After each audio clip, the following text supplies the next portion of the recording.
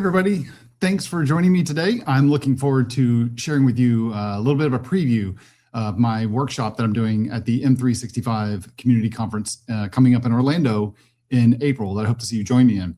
I'm going to go through some of the slides here, kind of cover some high level of the things that are the big key takeaways from my workshop, and what kind of help you make a decision if like this is a good workshop and fits for you.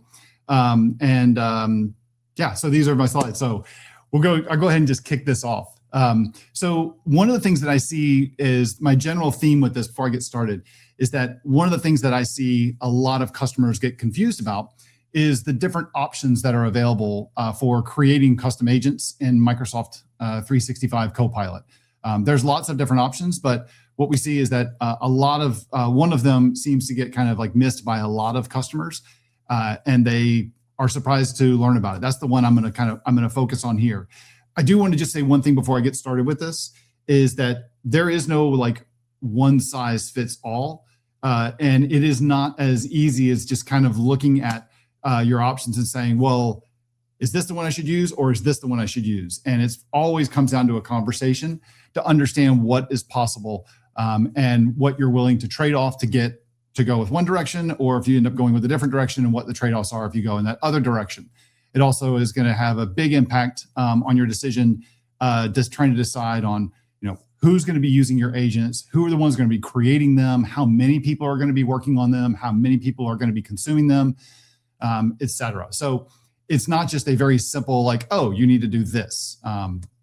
Let me kind of start with a little bit of where I like to go with this. I'm jumping around through some of my slides that I use, that I'm going to use for my workshop. And I'm sure there'll be some updates to it as well by the time time comes around. I'd like to start off though with like just some core concepts when it comes to Microsoft 365 Copilot, because I find that these are things that a lot of people end up missing. And what's really important, I think, when you're trying to learn like how to do something is if you understand how something works, then you have a better understanding of where are the dials and switches and knobs and places that I can customize and extend it for my business scenario, and just be able to make a better decision on comparing the different options that I have that are available to me. So for some people, I know this may be a bit of a, very much an overview, but I'm just going to go through some of these things kind of quick. This is one of the ones I'm going to go through very quick. A big thing that I think that everyone really needs to understand when you're talking about building custom agents is really what is prompting and what is knowledge. I guess one thing we could start with too is, why do I need an agent? Why would I even need to create a custom agent? What's the use of it?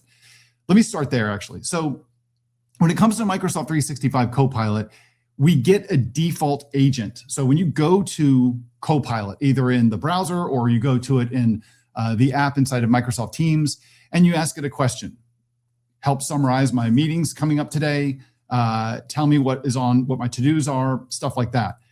Think of that as like the default agent. And that's just kind of the basic way that Microsoft has created a kind of all-purpose agent that knows how to do a whole bunch of stuff, but it's not an expert at anything or any specific scenario.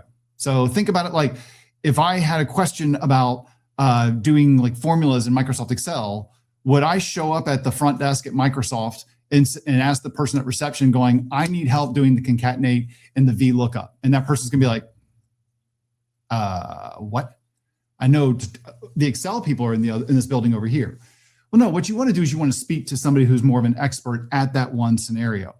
That's where you'd want to create a custom agent, where I have a specific business scenario and I want to be able to handle that business scenario in a customized agent.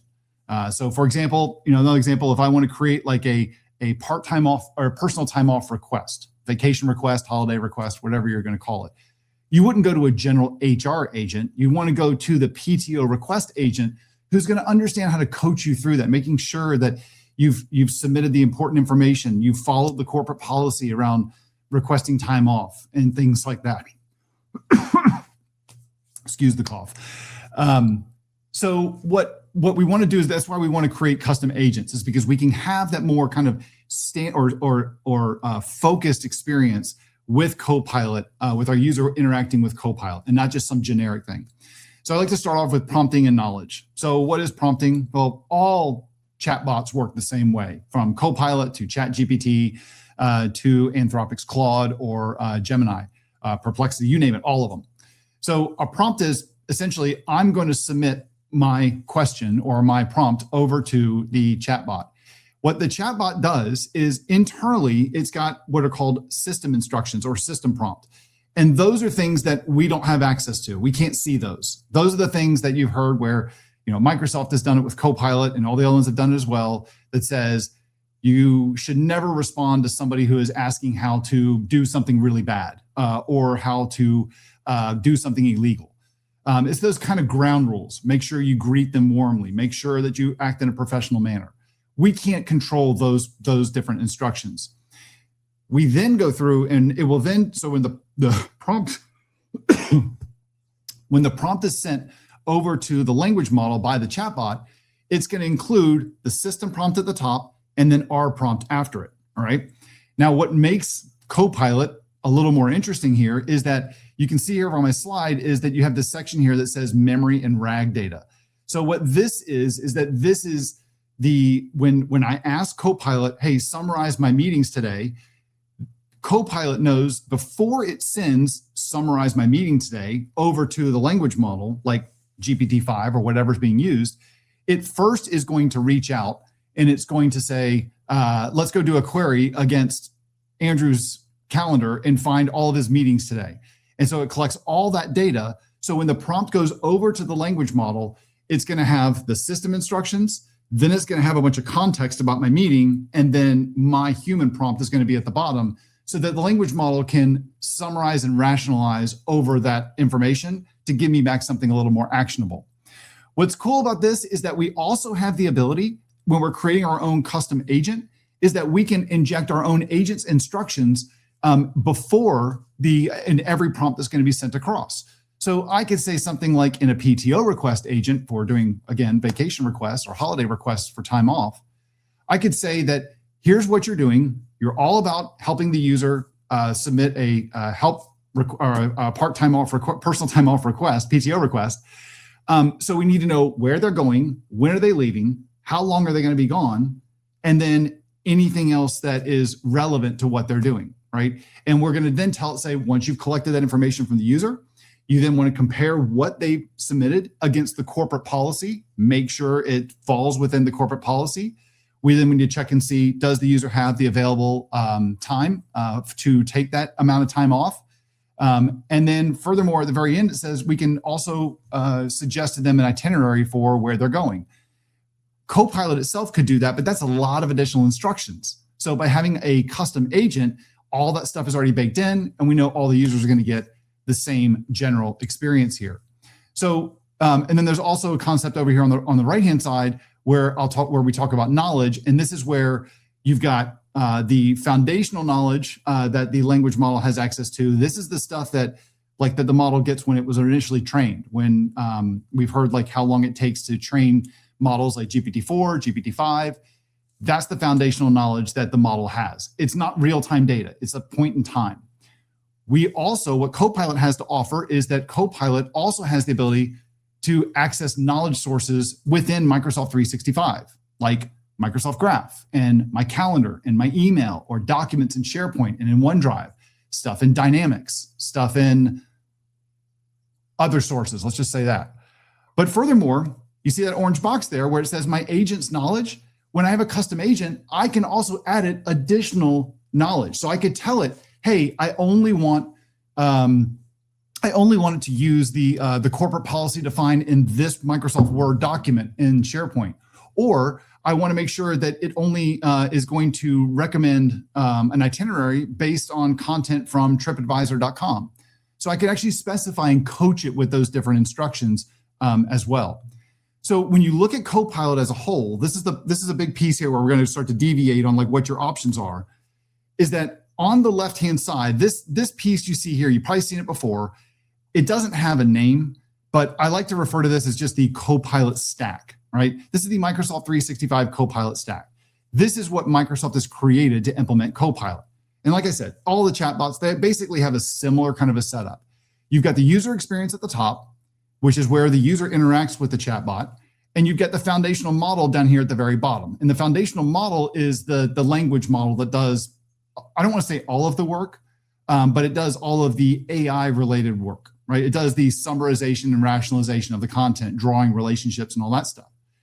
The real brains behind it, though, is this thing called the orchestrator. And that is the app that Microsoft has created that makes Copilot different from all of the other competitors. And likewise, the reverse is true, where that's the orchestrator that like ChatGPT has. That's what makes them different.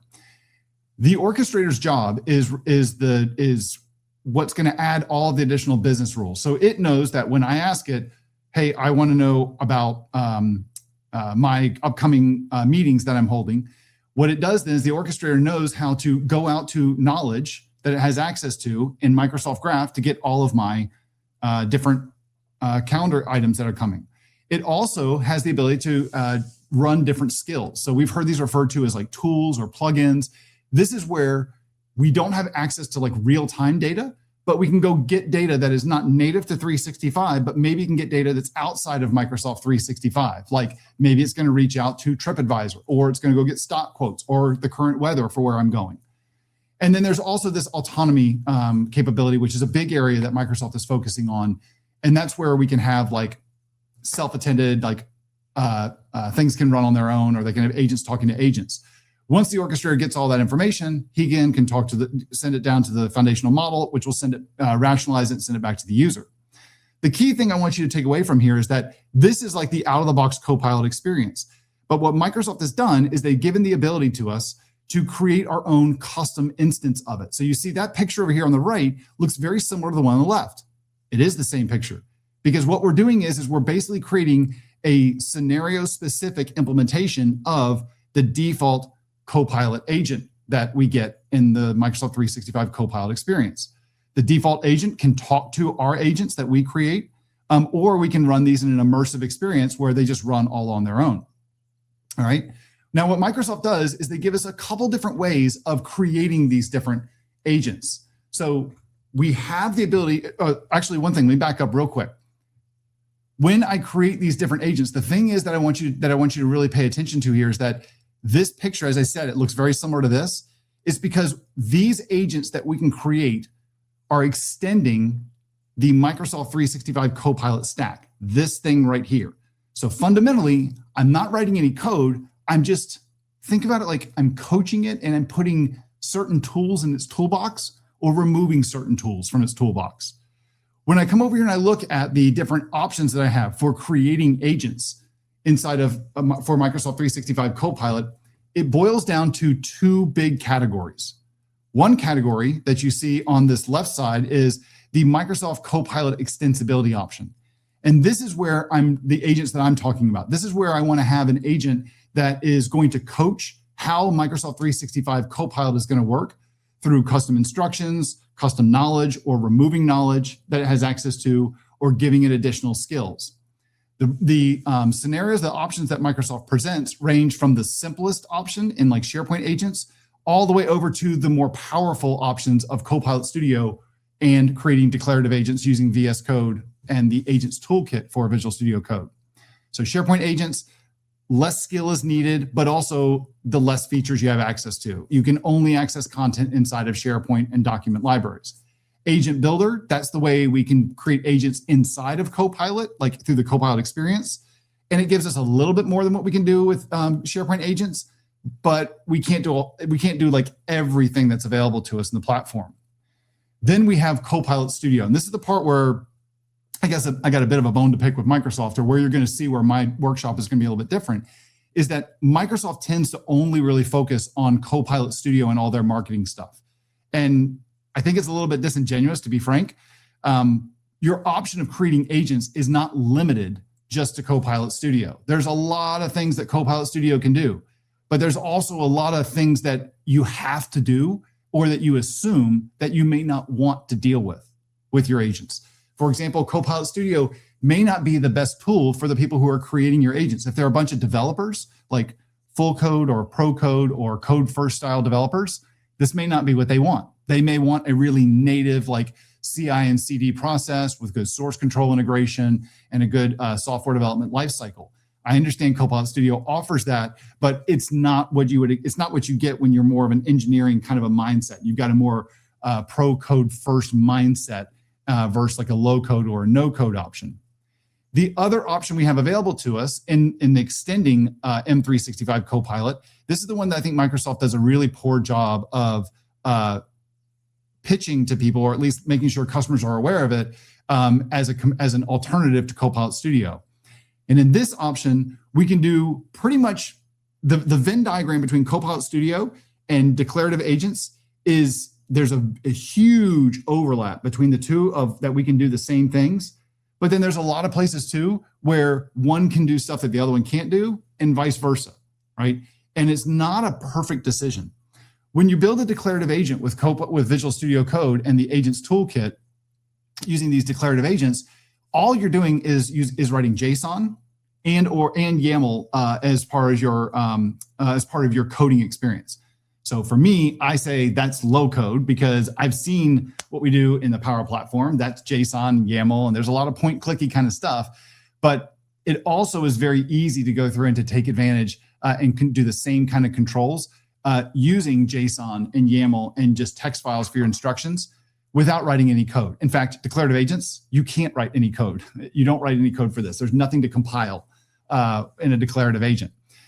It's just a tool that is more what you would find most developers would start with and would prefer, right? The thing that Microsoft does is that when they pitch Copilot Studio is they will say, like, if you want to go further than this, then you can go all the way over here to this far other option here, which is an area called custom engine agents. And that's where you're saying, I want to build out my own agents over here on the right-hand side that I'm also going to own the entire AI stack. I'm going to be writing code. I'm going to need to be able to host my own model. I'm going to have to come up with my own orchestrator. Like we got two options here of semantic kernel and LangChain, but you're not limited to those. You can use whatever you want. You can use different AI services like the agent service from Microsoft Foundry or the Azure AI search service. Or you don't even have to use Microsoft Foundry. You could use AWS Bedrock or Google Vertex. And then what editors are you going to use? Well, it really depends. The big difference, though, that I want you to take away from here is that you can either extend the Copilot platform or you can own the entire stack. The farther to the right you go, I guess I'm being mirrored. So the farther to the right you go, over to the right-hand side of my slide, the more power, but the more responsibility and work you have to deal with. All right? You're also responsible for paying for all of the services you use and to hosting them. You don't need a Microsoft 365 Copilot license, though, because those agents will still surface inside of Copilot. You can still use them, but you don't need a license to be able to use these. Whereas on this side, you don't write any code because you're using, and you don't write any code, you don't have any services to host, because all of the stuff over here is extending what you already get as part of the $30 per user per month plan that you have for creating different agents. So where does my workshop fit into this? My workshop shows you how you can build agents using these declarative agents. And what we do is we go through a bunch of different scenarios here. I'm going to show you how to create these declarative agents for creating a PTO request. And we'll start off simple. We'll have just custom instructions. And I'll show you how we can do the exact same thing you can do in Copilot Studio, but instead with the declarative agent, where we today don't have access to things like topics or entities or variables, I'm going to show you can do the exact same thing a lot faster with just some good prompt engineering and a text file. I'm also going to show you how we can go filter the knowledge that we want to use down to a specific Word document and inside of our SharePoint environment. And I'm also going to show you how we can actually talk to different REST APIs to get real-time data, like the current user's PTO balance. I'll show you how to talk to the Microsoft Graph to get data from SharePoint. And all of this, I'll show you how to do all of this with no code. All of it is going to be done with JSON and YAML. That's it, and text files. Now, there is another option that you can do with this if you do want to have more of a more coded-based experience. There is a domain-specific language that Microsoft offers called TypeSpec. And what that allows us to do is to, instead of writing JSON and YAML and the text files, we write it out as more of like, it's like code, And when it compiles, it generates all of that YAML and JSON. And you find you write a lot less stuff. And you have a lot less like debugging and errors that you run into, because you get the IntelliSense and like type checking as you're building out your app and writing out the type spec, instead of writing out all JSON, YAML, text files, packaging it up, deploying it. Let's test it out and see if it works. All right.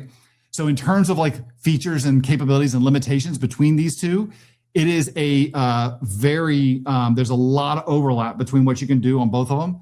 And there's a little bit of stuff on the outside of each one of them that's, this one can do what the other one can't do. This one can do what the other one can't do. And there's a whole bunch of asterisks and decision points with that as well. So that's what my workshop is all about, is that declarative agents. I'm being able to go through and to kind of slice and dice and show you how to build out agents throughout the day. So it's very much a guided workshop that you will sit back and learn from like a seminar style as I go out and build this agent. And then you get access to everything that I do throughout the entire day. The final agents that we build, you get access to all the slides and all of that stuff from my workshop. I know this little session goes on for about 30 minutes, so we've got a little bit of time here at the end. If you have any questions, please feel free to go ahead and drop them in the comments. I'll keep an eye here and be more than happy to go through and answer any questions that may come up. But in the meantime, though, I do want to kind of run through and take a look at a few other things here in my slides that talk about different things that we can do and how we can extend it. One of the things that we can do with Copilot, I'll show you this, and this is true. This is kind of true for both Copilot Studio, but it definitely is true for declarative agents. The different ways that we can extend the M365 Copilot stack is that we can have our own custom instructions. So effectively prompt engineering to coach Copilot how we want it to behave for our scenario. I can also give it knowledge that is indexed ahead of time. So this is like, think large corpuses of content that don't live inside of Microsoft 365, like transcripts from courses or manuals or standard operating procedures that are in a separate like knowledge base or content management system. These are things that would need to be indexed and put into the index that are available to Copilot when the user has a question. The other option that we have is to teach it skills, and we also call them actions. So that's what you see here on the right-hand side.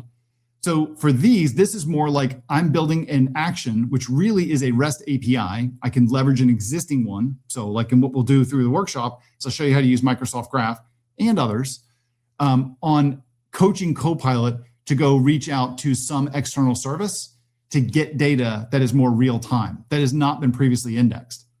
If I wanted to go through and to add additional content that is more unstructured, and I want to and upload it to the and make it available to my agent, I have this other option here about creating something called a Copilot connector. So that's taking all this content and giving it uploading it and ingesting it into Microsoft Graph, and which is then indexed, and I could use it inside of my agent as I see fit. I see here Mag said that you're booked for the session on Monday. And it's your birthday. Awesome, Max. You got to come. We're gonna have to say happy birthday to you then. And so you say you look forward to seeing me there. I'm looking forward to seeing you as well. So it says Mags UK, but then you signed it Philip. So come up and just say hi and say I'm the one that showed that saw you on, what is it, the January the 27th during this little webinar. So that's awesome. Looking forward to having you join me. So that's what's cool about this then, is that this is allowing me to do a whole lot of stuff with my with our custom agents, right? It's really this actions piece over here. This is your Swiss Army knife. Now, can I do this same stuff with like Copilot Studio? Kinda.